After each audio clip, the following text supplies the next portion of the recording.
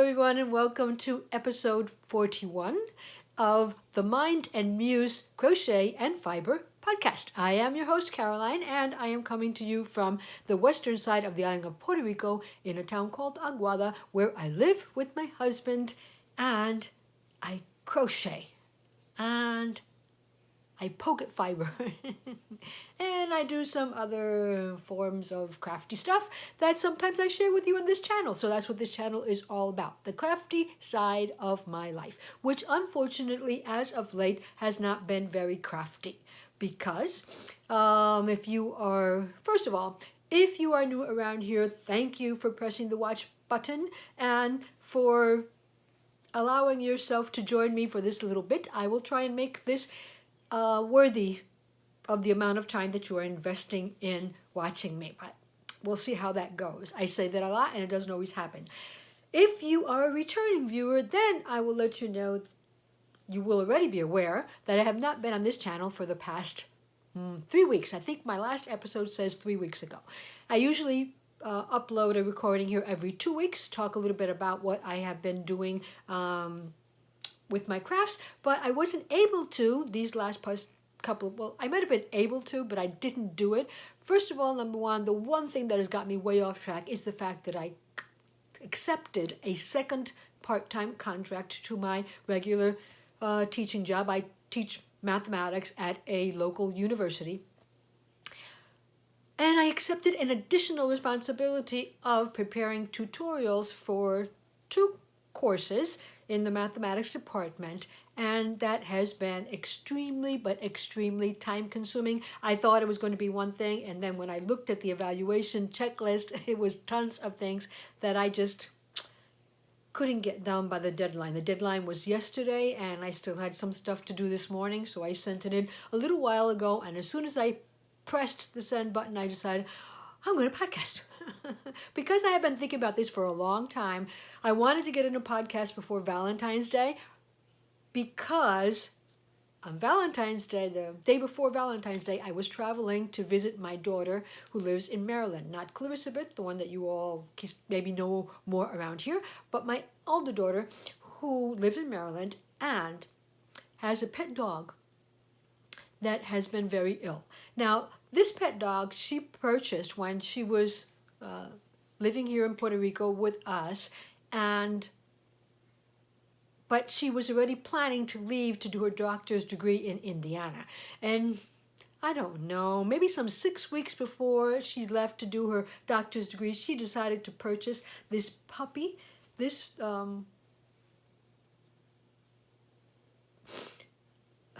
this puppy, and I was so against it. I said, no, you can't do that. You are going on to a new life. It's going to be difficult for you. You're going to be out all day. You're doing a doctor's degree. You'll have tons of stuff to do. The dog will be alone all day. On and on and on. So initially when she left the dog at my mother's house for my brother to take care of. And that upset me even more because he had her in a pen, and it wasn't a tiny pen, there was room, but still he had the habit of locking the pen when he went out. So if I went to visit and he wasn't there, I wouldn't be able to take the dog out of the pen, and that was just going to break my heart. So I insisted that she had to take the dog with her. She had to take the dog with her. At the end of the first semester, somewhere around there, she came back and she took the dog with her. But in the interim, I had become very close to the dog, and I miss her dearly, and it upset me greatly to know that she was ill. So, some airline put a bunch of tickets on sale, and I got a ticket for a very good price to go visit her, and I had a long weekend, so I decided to do it. It was not the best weekend because I had this work that I needed to hand in on a deadline, but I went anyway, and I spent some quality time with my daughter, her partner, and the dog. And even my son jumped over. My son hopped over from New Hampshire and to join us for a couple of days, and I hadn't seen him since October, so that was also good.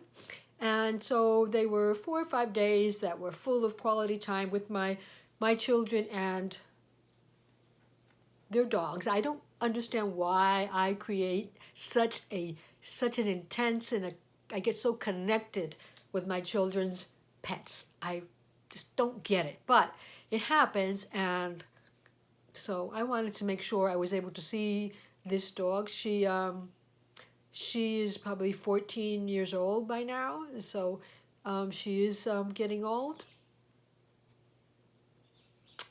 I did see her. I got to see her, I got to visit her, and I am trying very, very hard to keep all my ideas connected on this episode. I'm trying to make it a short episode and a connected episode so I don't need to edit. So I'm going with the flow here. I have no show notes. I've got a bunch of stuff, not a bunch, but I've got some stuff in front of me, and I'm going to share it with you as it comes out, and I'm not going to worry too much about what order I'm doing it in or the exact words that I'm using. You see me fighting in the background here is because I've been trying ever since I mentioned my daughter's dog to remember what type of dog it is. And words never come to me when they need to. But I know she's salt and pepper, and she's the type of dog that they have these square faces with the long beard and ears that sometimes they cut them so that they'll stand up straight, and then they've got that small little tail that they usually cut, and this has a little knob on it. I will, by the time I'm editing this, probably remember and write it on the screen. That will be no help to anybody who's listening to this, but anyway, you probably all are shouting out the name to me right now, so I'm pretty sure you remember, but even though I don't. Well, let's get on with it. So while I was visiting my daughter, I had no time to, well, I had time, but it's time that I shouldn't have been using to crochet because I had this other work to do. But you know how it all gets when you're around family that you haven't seen for a while. There's just some things that you don't want to do. And this little closed circle of my daughter, her partner, their dogs and cats and I have all in common that we just like to sit and do nothing if we can. And it wasn't extremely cold if you guys are living in the Maryland area. This is like, it wasn't extremely cold, but for me, coming from a tropical island, it was cold enough so that I didn't want to run outside or anything like that. I had taken my woolies, so, well, I had taken whatever woolies I could fit into a backpack because I decided to make this short 4-day trip to a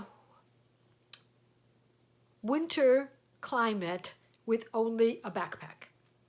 Because the sale prices on the tickets were half price, and it's probably the cheapest that I've ever paid to go to, because I flew into the BWI, the Baltimore airport, and I don't know, I didn't want to add on to it the tons of money they charge you for picking the seat and checking in your luggage, and if it's doing carry-on luggage, it's worse. So I just said, I'm going backpack, and that was wrong. Bad idea for somebody who lives in a tropical island all year long. No. So anyway, I only took one crochet project with me, and I did work on it at the airport, but not very much, as you will see, because my flights were really late, and by that time I was dead exhausted. So let's catch up. Let's catch up crafty-wise, because I already did a little bit of catching up in terms of life updates. So that's why I haven't been here. The last things that I was working on was, for example, these earrings. I was trying to get a small pattern out before Valentine's Day to my blog. You know, something free. It's a very neat construction because it's basically just like the granny square in the middle, and then you go curvy, and then you go round. So it's just got this, obviously the magic circle, and then you create your 4 corners, and then you just go round and round it out with half double crochets, double crochets. I think there's some trebles in there, but it was a neat construction. I liked it a lot. I liked doing it. It was quick, and then I just tied in a pearl in the middle.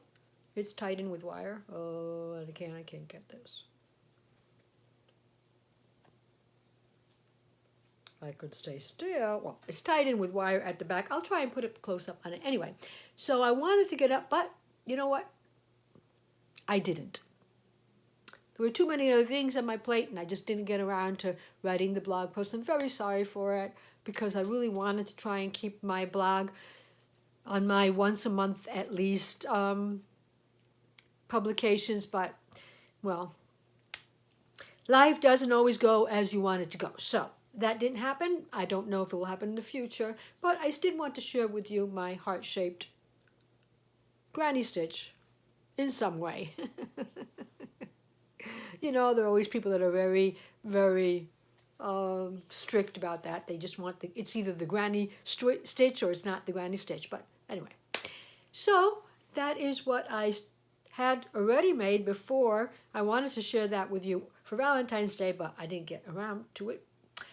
And I did purchase a couple of Valentine's Day presents for myself, because that's the way I am. Clarissa, my daughter, enables me to death. So she mentioned that Furls was having a discount, a special 25 discount for certain colors of the furl hooks. I don't know if, I have to get close to get those. I don't know if you have seen these before. Those are furl Odyssey. And they are these beautiful hooks that are meant to be ergonomic. They are meant to help you have a consistent stitch tension. And I know that I shared the ones that Clarissa had gifted to me. They are plastic, but I really wanted to try out these Odyssey, because the top is metal and the bottom, well, is still plastic. And for the way that I crochet, though I don't hold my hook like this, you know, I hold it like that. Probably. I don't know if I'm getting all of the benefits from the ergonomic, but they're beautiful and they were on sale. So I bought two.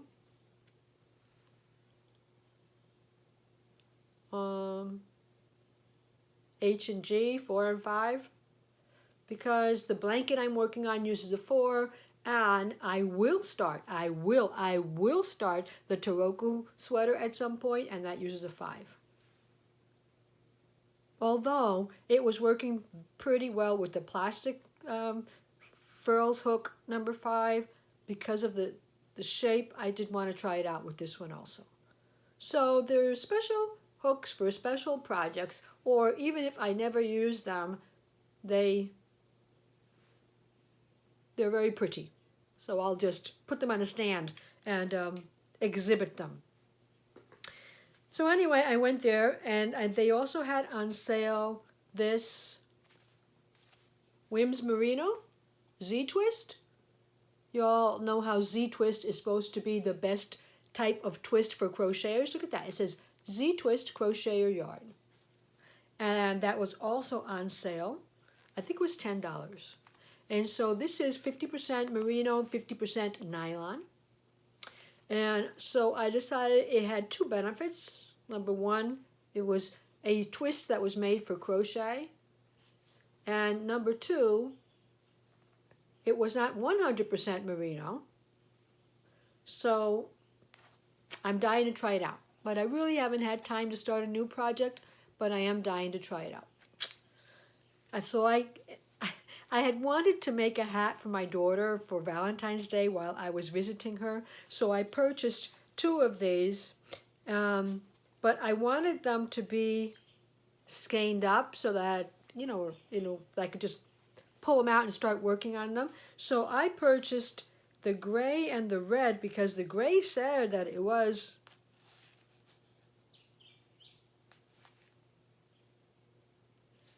balled up, but it wasn't. Only the pink came.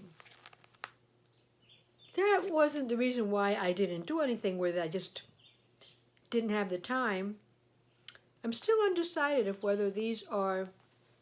It's number 3, which is lightweight. Maybe we'll call it DK. And it says it has 182 yards, but it does not say the ounces. I mean, I guess I could weigh it myself, but I'm thinking 50 grams here. I don't know. I'm not sure. So I bought that in those colors, I bought it in red because it was Valentine's Day, and I also bought it in white because it was Valentine's Day. So it was not a white, but an off-white, so I was thinking a nice hat, but I didn't get around to it. They all come in these lovely nylon bags that are totally reusable. I mean, I can see myself taking my flip-flops in my carry-on for my next travel adventure, which will be soon. I'll talk about that in a second. So hands up, they shipped very promptly. I received it while I was at my daughter's house because I had the intention of using it immediately there. And I keep looking to the wrong side of the screen. I don't know why. But, and since I didn't get around to that, well, I didn't. But hopefully I will at some point. I have actually chosen a project for that yarn. Remember all this stuff about stash? My stash countdown of 2020? Well, yes. So, but someone that I follow on Instagram has a blog. It's called Pink Plumeria Maui. So she lives in Maui, Hawaii. And she's a crochet designer. She crocheted this quick beret and put it on her blog for free. And last week, if you signed up for a newsletter, she was going to send it to you in PDF. And so I'm thinking that maybe I can make that with some of this yarn. But since I'm not sure, I think it only has 50 grams, I might not be able to. She uses bulky. She uses, it's Red Heart.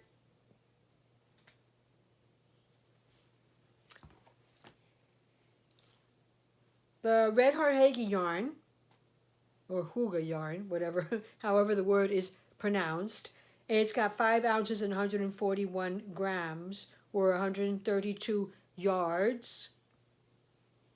So I need to find a yarn that is compatible with that, and obviously this one isn't. This one I could use it if I could hold two together. I think 2 DKs would work, but I didn't buy 2 of anything. I bought one of 4 different colors. Why would I do that? Who knows? But I did. So that wouldn't work. I do have in my stash special chunky from Stylecraft.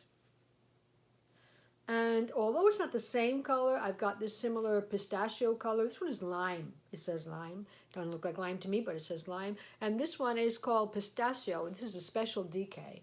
I'm just thinking that maybe I'll hold them together. Or I'll find some wool in my stash that can be held together with this one. And maybe a fingering weight and then try and reach chunky. I don't know. Thoughts for somebody who has no time whatsoever to be thinking about new things, but who wants to be making some things. The reason I want to make the hat is because I have an upcoming trip in April where my husband and I are going to visit Austria, Vienna, and so it will still be coolish there. I think a beret could be part of my attire. What do you think? I think I could pull it off if it wasn't in too chunky or thick a yarn. But she only has 2 sizes on the blog. It's an adult or a child's. And so I'd probably have to make one completely to figure out the measurements. I think she's got the diameter, the inside diameter, the part that goes on your head, and the diameter, if you were to lay that beret flat, what the diameter, she's got those 2 measurements. Maybe I could, I don't know. I could try to see if those were going to fit. But anyway, those are future plans. I'm kind of doing the what's on my radar thing before I am doing, sharing with you anything that I've worked on. Well, this is one of my finished objects. Another one of the finished objects was Are you ready?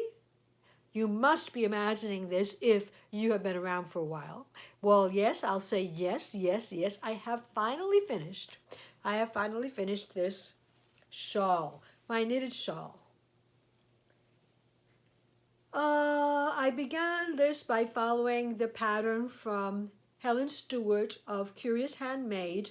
This was, what do we call this? Was it a mystery?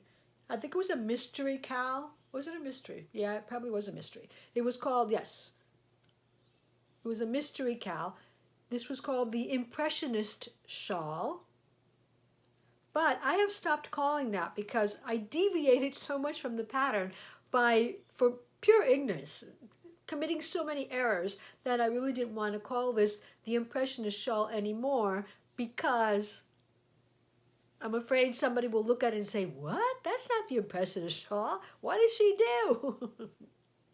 Well, ultimately, I simply wanted to get it done and out of the way because it had been on my needles and in my stash for more than 2 years, but mostly because it was made with some yarns that were very dear to me. This pink one, I'll remind you, or I'll tell my viewers for the first time, this pink one was a 75-25, I believe, just wool. I don't think it was merino either. Wool nylon. And I dyed that one myself using avocado stones. And then the variegated yarn, which has blues and whites and pinks and a strike of lime green every now and then that I love. The variegated one was Edinburgh, the Edinburgh colorway from Wool and Vine Yarns. And I purchased that, I don't remember if it was right before or right after my trip to Edinburgh. And you know, I had to get into the competition for this. It is not easy. It wasn't before. I don't know how it is now because I haven't purchased in ages. I really don't usually purchase so expensive yarns. It was just that I wanted it so much because it was Edinburgh, and I knew it was going to remind me of that fabulous trip that I had to the Edinburgh Yarn Festival in Scotland. So I purchased that one. And then there's a third color in it, which is simply this like dark midnight blue, I would say, that color, with a little bit of like purple in it. A tonal color that I purchased from Little Bean Loves Yarn. It was in a kit that I purchased it, but I have since used each colorway separately. So those were the 3 colors, and I did deviate a little bit at the end here from her color distribution because she ends it all in that second color, or the C color, the last color, which for me, the colors that you chose for this were supposed to go like from in a gradient, from a lighter to a darker, and the last color should have been the darkest. And so my first color was this dusty pink avocado, dyed with avocados, and then it was the variegated was the second color, and then the third color was this sort of midnight blue / purple yarn. And I was supposed to end in that one, like a whole section, but I didn't because I wanted to use up completely the Edinburgh colorway and the avocado dyed, because I wanted those yarns to be completely in a project. I didn't want small little leftovers that I might end up just not ever using. So I tried to fit them completely in here. Therefore, the end, which is a picot border, was supposed to be the whole last section, maybe 14, 15 rows plus the border, was supposed to be in your darkest color, and I finished up with those 2 colors of the avocado and the Edinburgh, and then only the border, the picot border I did with that my final darkest colorway, what I'm calling, I don't know, midnight blue / purple tonal. So there's a whole bunch of errors here in this section because I think I mentioned the last time that I totally misunderstood the instructions and went haywire doing things I wasn't supposed to do, but then I didn't want to rip it back, and so I just left it. And I figured the idea was for this to look like an impressionist painting. Now you guys tell me, what's your verdict? Does this or does this not look like a painting to you? A painting that you can't understand, that you really can't understand the changes in colors or the design elements unless you look really close. You might see a leaf, a malformed leaf every now and then. But basically, which is one of the reasons why I didn't worry too much about the mistakes I made, because I knew they were going to be well hidden in this shawl. It is very, very long. It is very, very long. All the ends are woven in. And it is long, but not as wide as I thought it would be. I thought it was going to be wider. But there. Tell me where my mistakes are. You can't see them. You just can't see them. So I wasn't going to worry about them. This is blocked. The ends have been woven in. And I am going to take this to my next trip to Austria. Because even though the shaping is a little off, I think my edges needed to be, see how they stayed in that curve? I think they were supposed to be straight. I blocked it out quite aggressively, trying to straighten out that, but hey, it's going to be wrapped around your neck. Maybe a curve is better anyway. I'll talk to you a little bit about the picot border. If you've ever done a picot border in knitting, which I hadn't, but that's okay because you just go to YouTube and you look up picot border and somebody will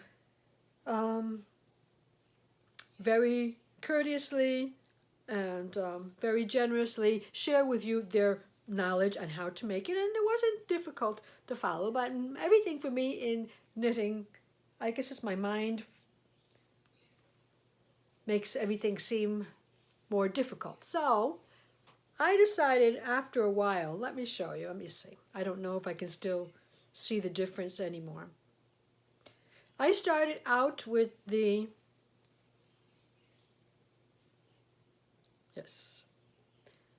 with the picot border, using my knitting needles. I didn't block this with using pins to stretch out the picot or anything like that. It was too big and I didn't have enough pins, and I mean, it was okay. So I started out with that border in knitting, and then when it got too difficult, I just decided to finish it up with my crochet hook. I did a little bit of filming of how I worked the crochet hook into this picot border, and I don't know. I didn't pull them out so it doesn't really look picot, but it's okay. It's a border and it worked for me. So I'm here at the end. I've got maybe 60 stitches left maybe, and I just wanted to share with you how I incorporated my crochet skills here. And I can't say that I was trying to imitate the knit picot. I was just trying to create a picot border without having to use knitting needles with my crochet hook. So I've got the last stitches I need to cast off on, obviously, my knitting needle. But what I've done here is I'm chaining 4, and then after I chain 4, I create my picot as normal, which I'm going to go back into the 3rd stitch before the hook, and I'm just going to go into that and slip stitch as we normally would with crochet to create a picot.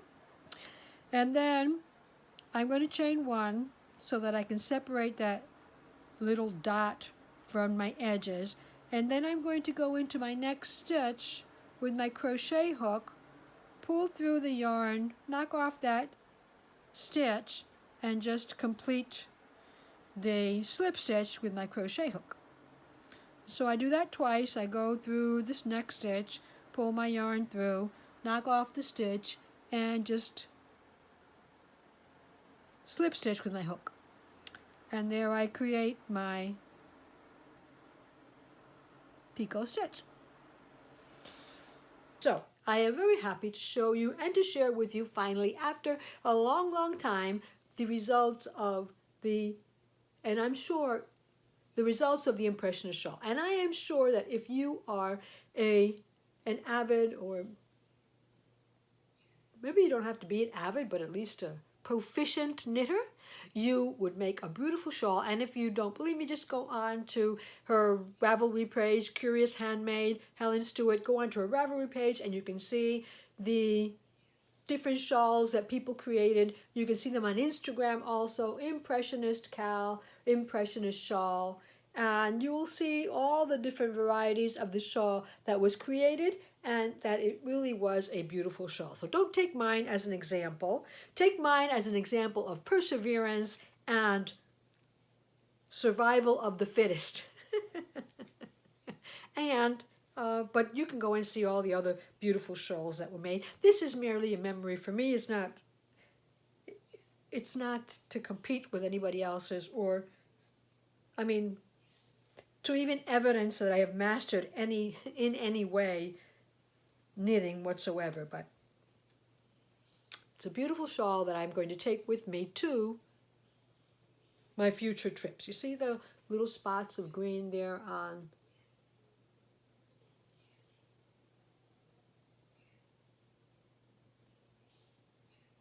I just love those little pops of green. So there's one project out of my stash, and that's 3 skeins of yarn, although I'm pretty sure there was, because of the fact that I did not do those last rows, which are the longest, using that 3rd color, I still have more than 50 grams of the 3rd color left over. I can still get a pair of socks out of this.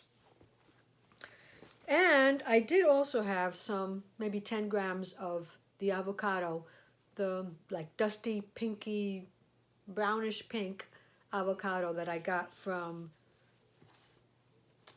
the avocado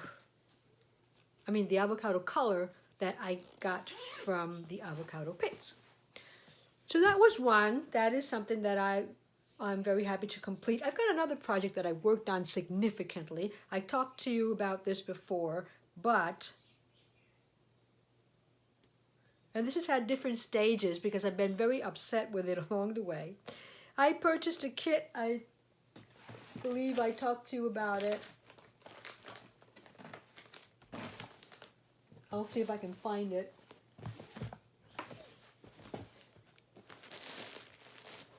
Real quick. Nothing's ever quick here because there's too much stuff.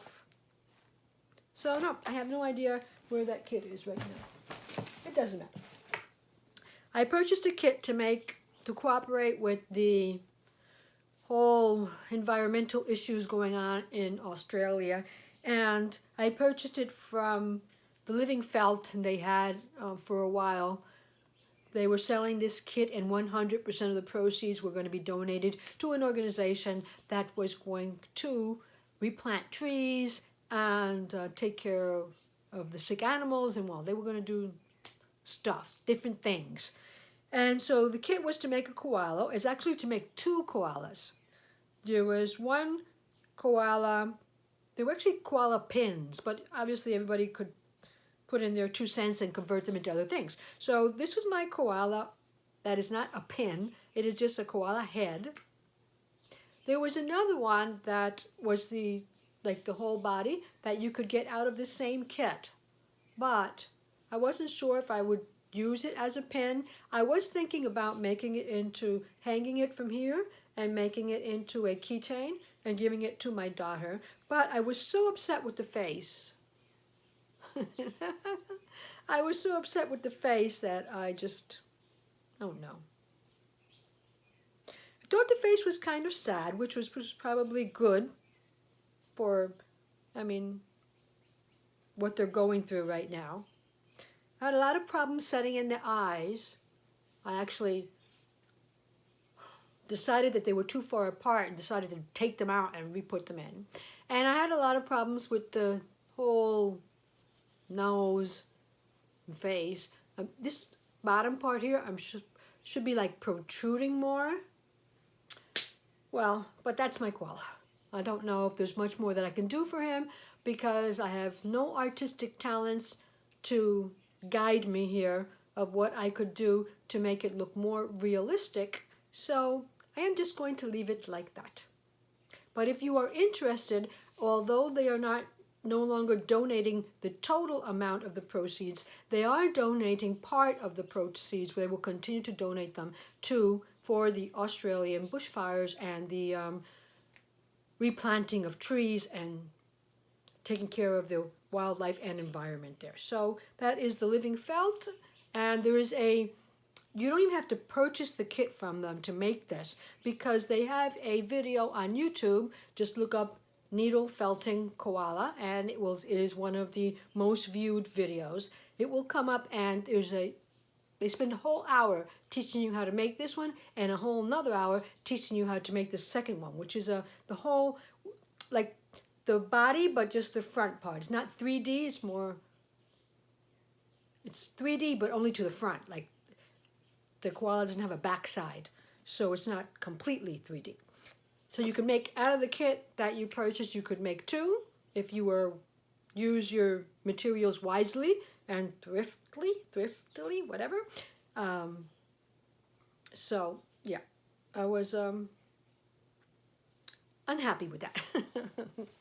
But I have found, as you know, I guess I'll just put them up there so you can see them for whatever's left of the... Why can't I get them straight? There you go.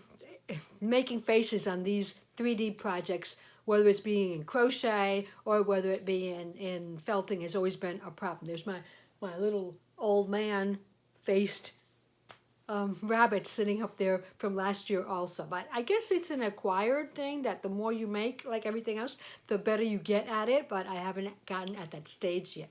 You'll remember all the issues that I had with the face that I was putting on that little Yoda that I was making for my daughter's partner. Well, little Yoda was one of the reasons why I also traveled to Maryland to take little Yoda to his owner, and I'll put up a picture and I'll show you where little Yoda is living at the time being. I also got to see who little Yoda was. I was able to see the Mandalorian series because they had Disney Plus over there.